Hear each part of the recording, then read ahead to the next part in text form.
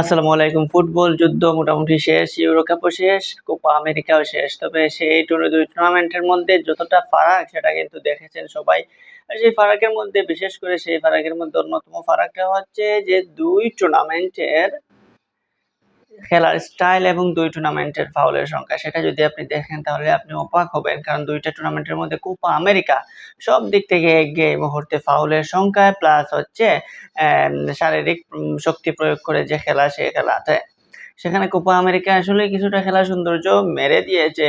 কারণ তারা যেভাবে খেলে সেই খেলার ধরন বা সেই খেলার স্টাইলে আসলে ফুটবলটা তেমন একটা উপভোগ করা যায় না। কারণ একটা ৯০ মিনিটের ম্যাচে যদি আপনার ৪০ বার বাঁশি বাজানো লাগে খেলার মধ্যে, খেলা যদি এভাবে থেমে যায় তাহলে খেলার তো মজাই শেষ। তার উপর রয়েছে কিছু মারাত্মক ইনজুরি, যে ইনজুরির কারণে অনেক প্লেয়াররা খেলতে পারে নাই। যে ইনজুরিতে অনেক প্লেয়ারের ক্যারিয়ার পর্যন্ত নষ্ট হয়ে যায়। সেই মারাত্মক ইনজুরিও কিন্তু এই কোপা আমেরিকাতে ঘটেছে।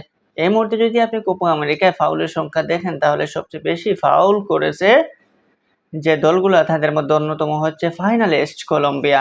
কলম্বিয়া টোটাল টুর্নামেন্টে ৯৪ টা ফাউল করেছে।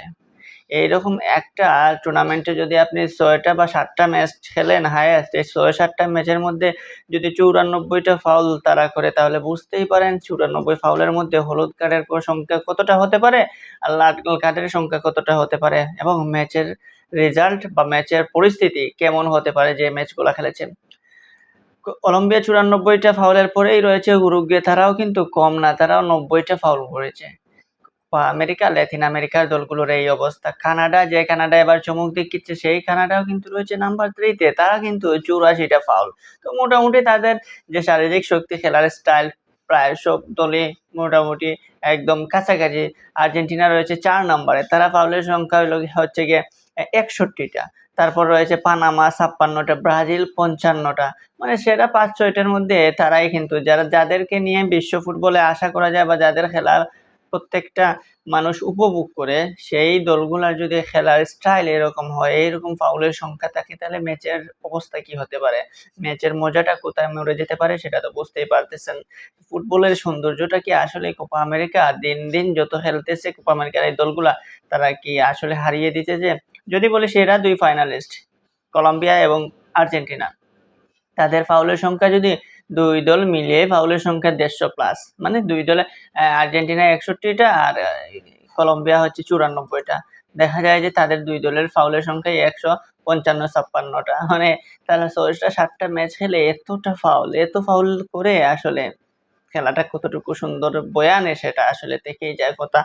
তবে দেখা তারপরেও যেহেতু শেষ হয়ে গেছে ম্যাচ, কোপা আমেরিকাও শেষ, চ্যাম্পিয়ন হয়ে গেছেন আর্জেন্টিনা, রানার্স আপ কলম্বিয়া। দীর্ঘদিন পরে কলম্বিয়ার সুযোগ ছিল শিরোপাটা ঘরে নেয়ার, কিন্তু সেই অধরা শিরোপাটা অধরাই থেকে গেল শুধুমাত্র তাদের কিছু কাঙ্ক্ষিত ভুলের কারণে এবং তাদের এই ফাইনালের আগের কিছু ম্যাচের কারণে। কারণ ফাইনালের আগে তারা কিছু অতিরিক্ত রাফ ফুটবল খেলেছিল, সেইজন্য তারা তাদের কয়েকটা প্লেয়ারকে মিস করেছে। বিশেষ করে সেমিফাইনালে তাদের অন্যতম প্লেয়ার লাল কার্ড পেয়ে বহিষ্কৃত হন। তো এই ধরনের কিছু সিচুয়েশনের কারণেই কলম্বিয়া মূলত হেরেছে। তারপরেও সুন্দর একটা ফাইনাল হয়েছে, কিন্তু সেই লাথালাতির মারামারির ফুটবল থেকে বের হতে পারে নাই কোনো কোপা আমেরিকার টিমগুলা।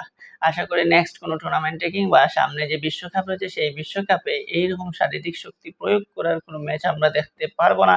সেখানে হয়তো ইউরোপিয়ান স্টাইলে ইউরোপিয়ান ফুটবলাররা যেভাবে খেলে থাকে সেই সৌন্দর্য ভরা ফুটবল, সেই পাসিং সিস্টেমের ফুটবল, সেই ড্রিবলিং এর ফুটবল আমরা আশা করি বিশ্বকাপে দেখতে পারবো এবং কোপা আমেরিকার যে ল্যাটিন আমেরিকার দলগুলো আছে তারাও কামব্যাক করবে। তারাও সেই সৌন্দর্যের সাথে তাল মিলিয়ে তারাও সুন্দর ফুটবল উপহার দিবে। যেই ফুটবল সবাই চায়, যে ফুটবল সবাই দেখে, যে ব্রাজিলিয়ান সাম্বা কিংবা আর্জেন্টাইনদের যে সৌন্দর্য ভরা ফুটবল, সেই ফুটবলটা আবারও ফিরে আসবে এবং সেই ফুটবলটা প্রত্যেক মানুষ এনজয় করবে। সেই প্রত্যাশা থেকেই গেল এবং সেটা দেখা যাবে নেক্সট কোনো টুর্নামেন্টে।